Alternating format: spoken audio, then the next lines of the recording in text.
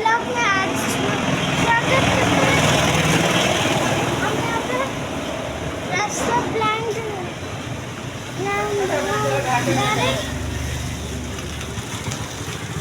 आज के ब्लॉग में हम कुछ करेंगे।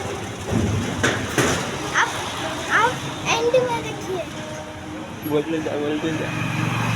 चलो हम घूमने को जाते हैं। ये लोग बक्से जो दुकान खोले घूम के दिखा।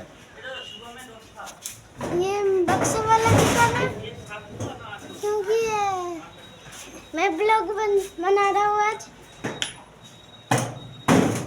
आज के ब्लॉग में। आज कितना तारीख है? आज 15 तारीख है। आज 15 तारीख है। ये दुकान वाला सब चीज से रखता है वे।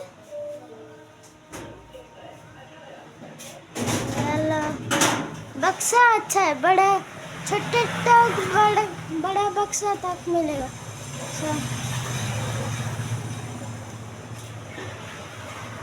आप लोग सब्सक्राइब और चैनल को लाइक कर देना।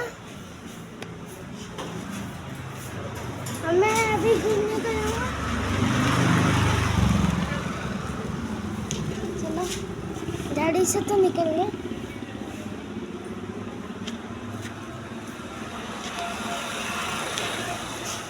हम समाप्त करते हैं यहाँ पे और बाय।